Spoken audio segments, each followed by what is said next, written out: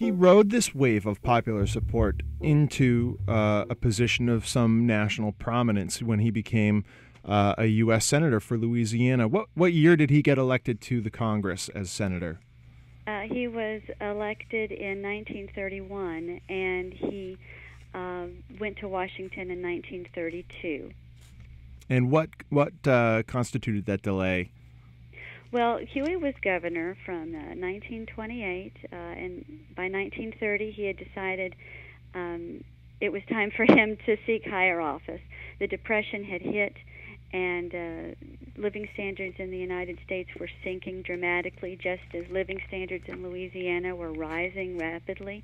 And he believed that his political philosophy of sharing the wealth was the cure to the country's ailing economy.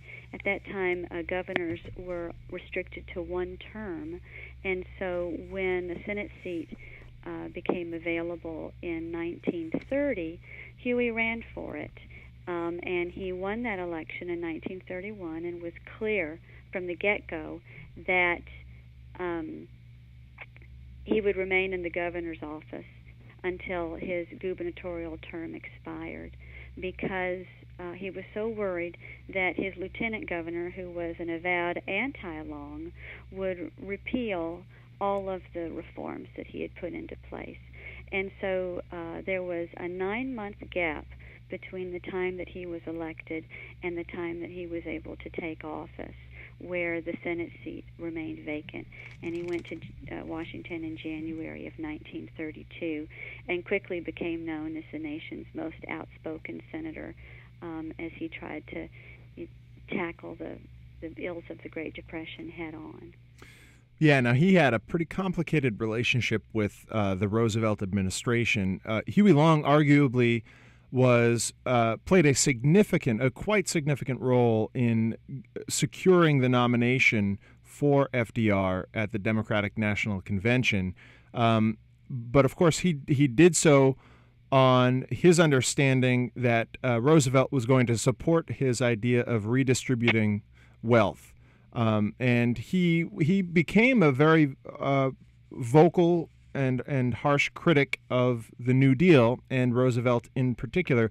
What were his reservations and criticisms of what Roosevelt was doing with the New Deal? Well, Huey at first supported Franklin Roosevelt. They met, and he was very instrumental in Roosevelt's campaign for president in helping President Roosevelt secure the Democratic nomination for the presidency in 1932. And at that time, he believed that they were in agreement that it was the great disparity of wealth between the super rich and everyone else that was causing a rapid decline in our nation's economy. And so Huey believed that they had an agreement and that they were together going to address this wealth disparity. But when President Roosevelt took office, it was clear that he did not envision the same kind of sweeping change that Huey Long envisioned. And shortly after the president took office, he and Huey broke, and President Roosevelt started sending political patronage to Louisiana through the anti-Longs, through Huey's enemies in the state. And Huey realized at that time that he would have to champion this idea of sharing the wealth by himself, because the president clearly had different ideas. The president took a more incremental approach to the problems, and Huey felt that his first New Deal that was passed in the first 100 days of the Roosevelt presidency was just not enough. It was too anemic to jumpstart the economy and get things moving. And sure enough, the early New Deal reforms that were so controversial really did not take hold and did not seem adequate to the enormous task of rebuilding the American economy. And so in 1933, Huey on the Senate floor proposed a series of bills called the Long Plan, to redistribute the nation's wealth. And what he meant by that was to cap personal fortunes at $100 million. And so if we could just tax people earning more than $1 million and have a progressive tax system up to they reach the $100 million dollar mark, there would be enough money from the excesses of the super rich on which to run the country. He also proposed in that legislation to cap personal fortunes, personal income at $1 million a year, which was equivalent to about $12 million today. And $100 million back then was the equivalent of about $1.2 billion today. That gives you a sense of really how much money was concentrated in the hands of the super rich at the time. And he also proposed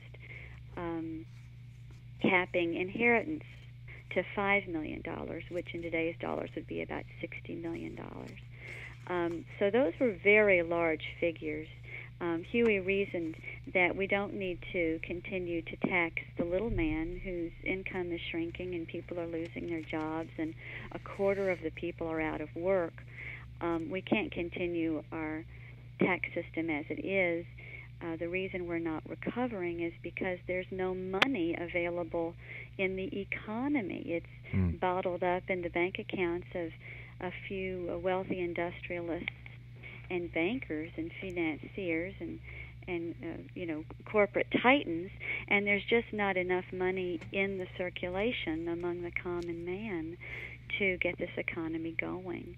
And so interestingly, in 1933, when that legislation was first proposed, when it came up for a vote in May of 1933, Huey gave a speech in defense of it, saying that a plutocracy of 1% owns most of the wealth in this country, and that means that 99% of our people own very little wealth, and that there is virtually no middle class in our country.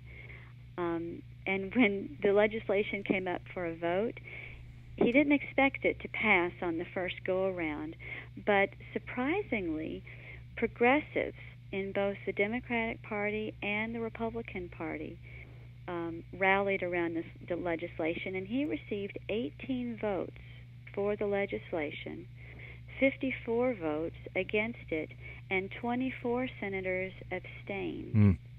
And I think that's really remarkable, that 18 people were staunchly for the Long Plan, and 24 United States senators abstained. They didn't want to go on the record yet for being for or against it.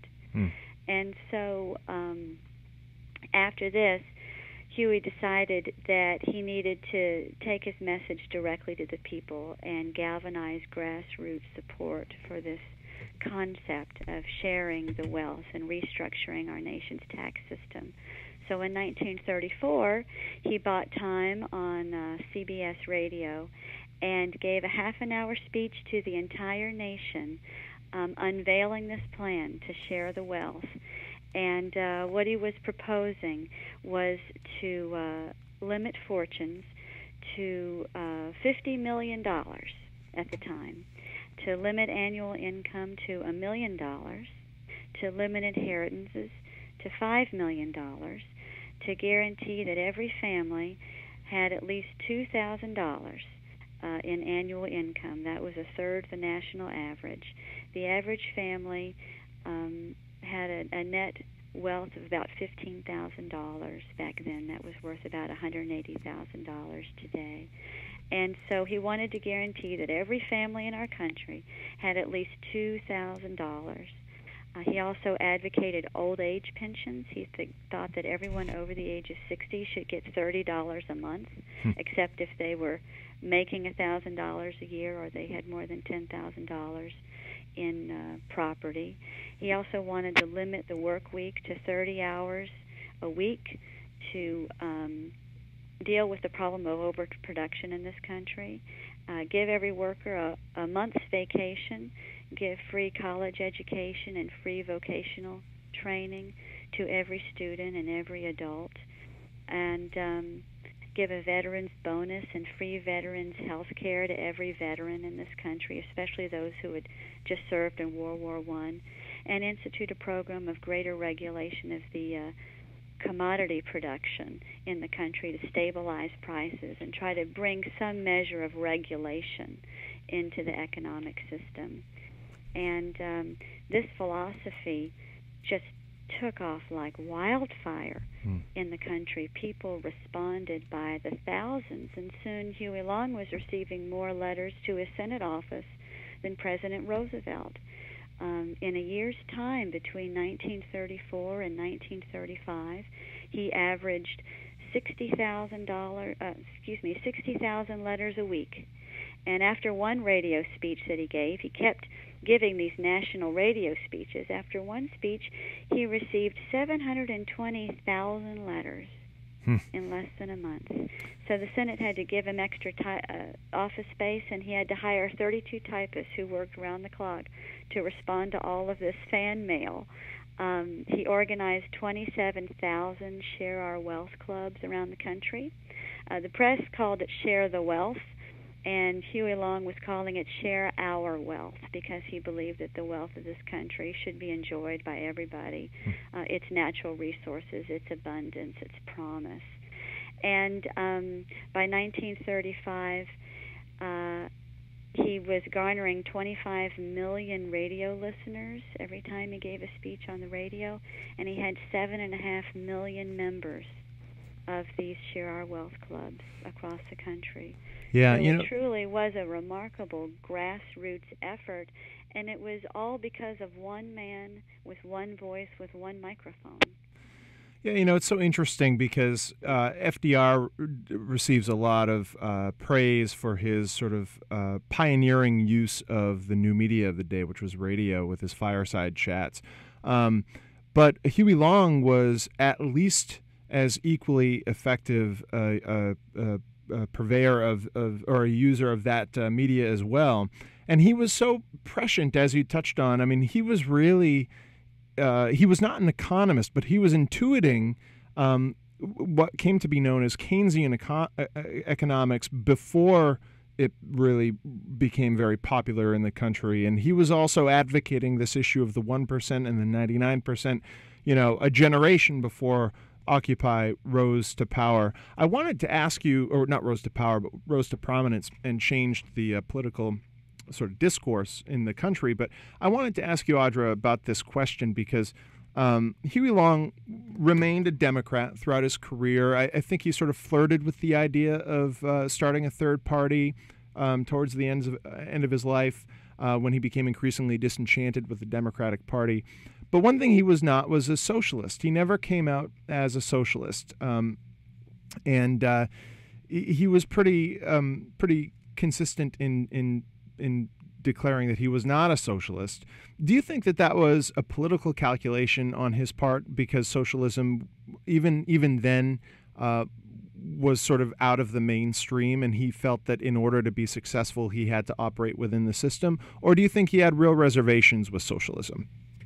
Well, he was a big believer in capitalism and the free market economy and opportunity.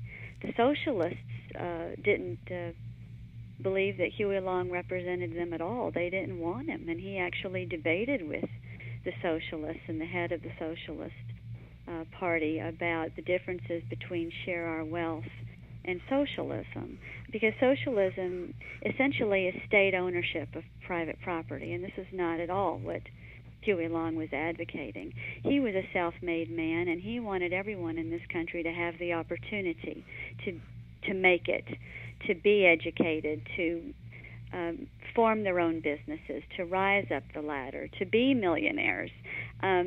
He thought that if we could keep the super billionaires from hoarding all of the wealth, and we plowed all of that excess money into our government and economy in a way such that every child in the country got a fantastic education and then went on to go to college free of charge. Everyone of ability would get a free college education.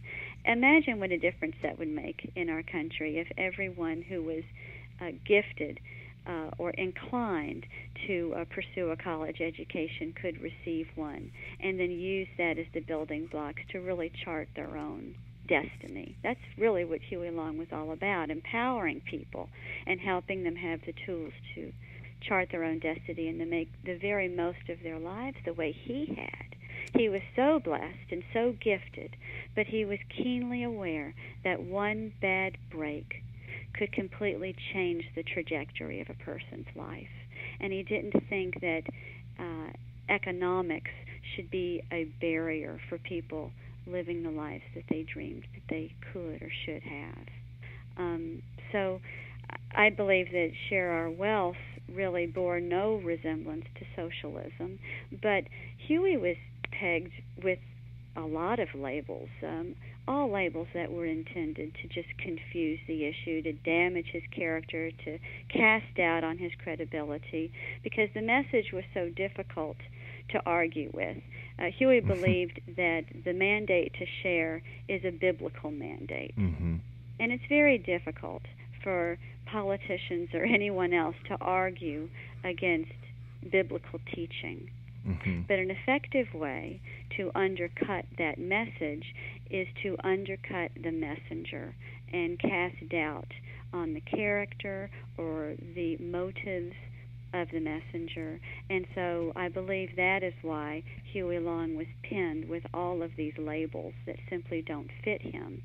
In 1934, when he launched the Share Our Wealth program, it was widely known in Washington that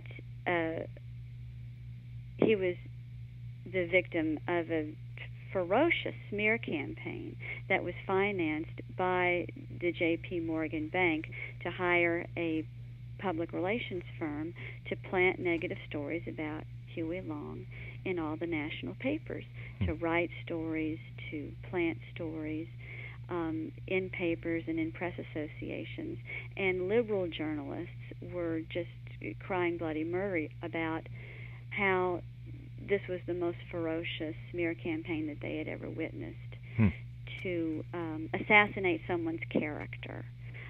So, unbeknownst to a lot of people today, a lot of these epithets that we hear about dictator, corrupt politician, demagogue, socialist, communist, you name it, are just labels that were concocted by these public relations firms or by these large industries who were threatened by Huey Long's programs and sought to discredit him. But to Huey's credit, what he did was circumvent the usual outlets of media and took his case straight to the people. So he formed his own newspapers. In Louisiana, he formed a newspaper called the Louisiana Progress, and it outlined in detail everything that he was trying to do for the people of Louisiana.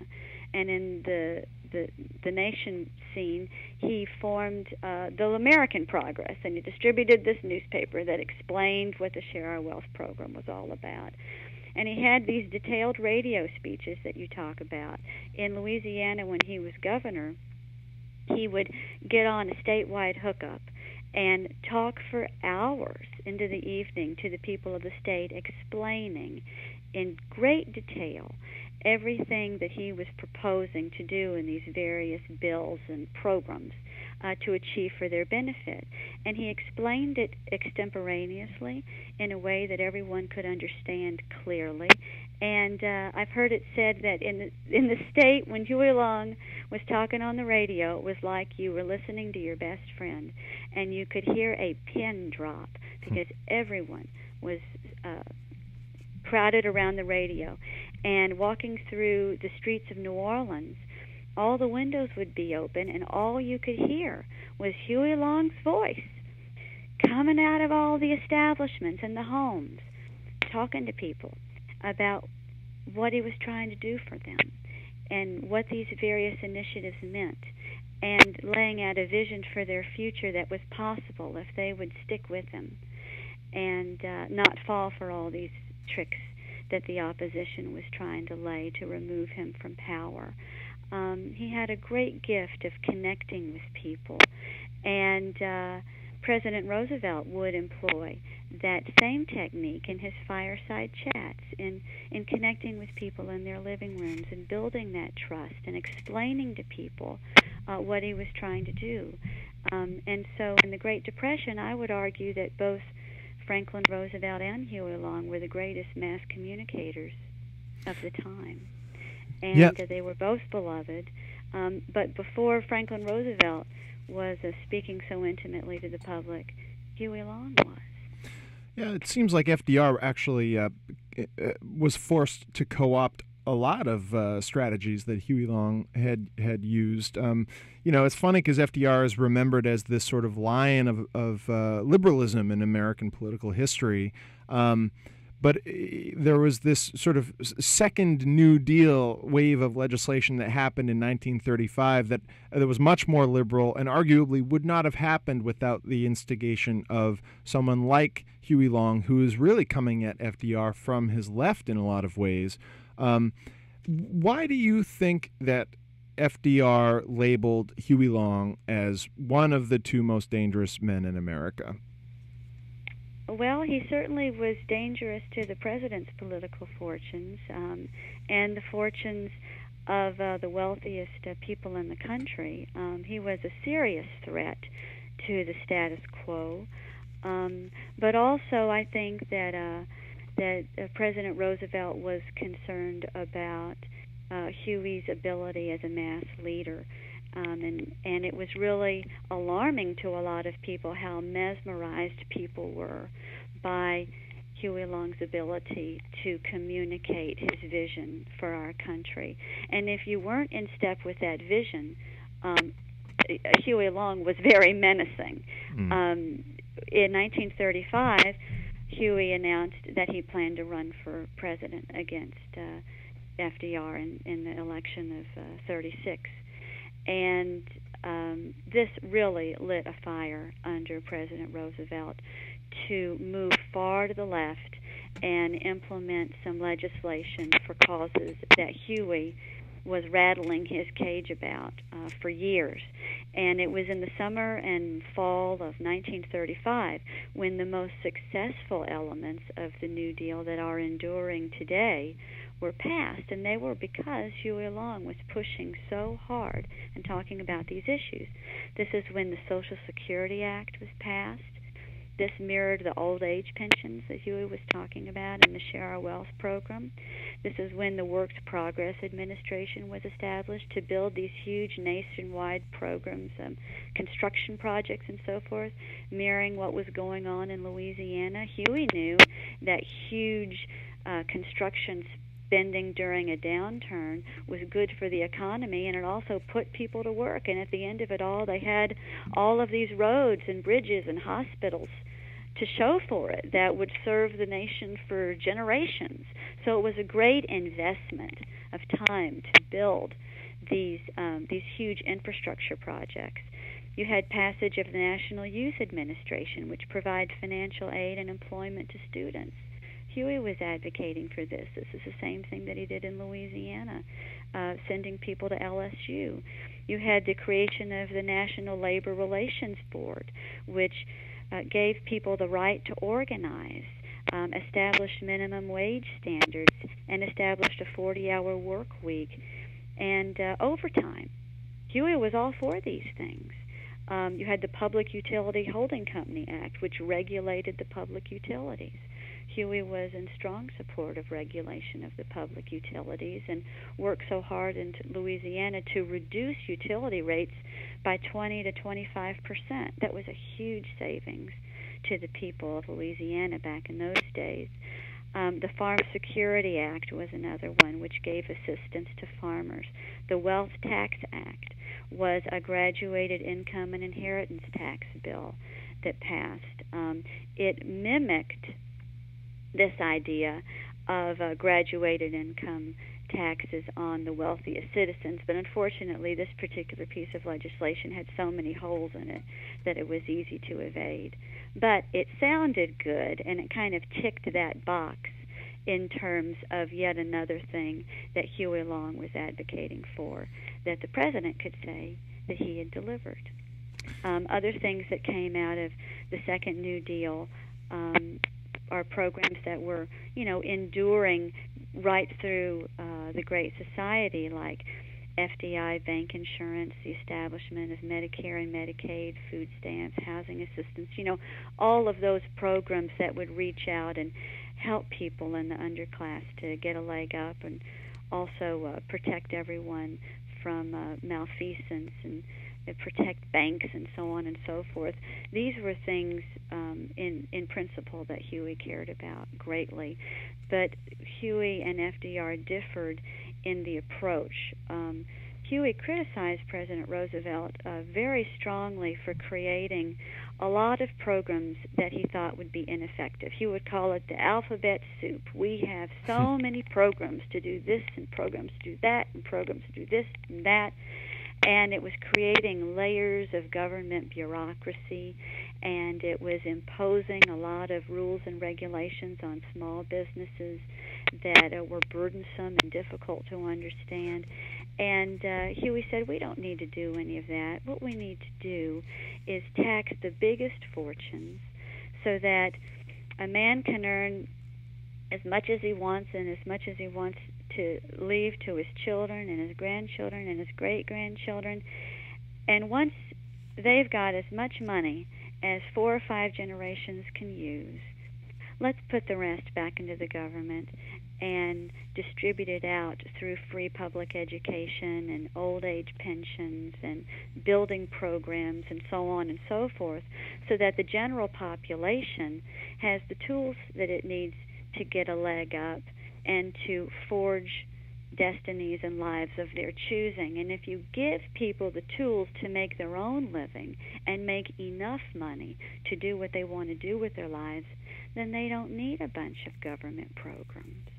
And so it was a very different philosophy on the best way to deliver relief to the American people.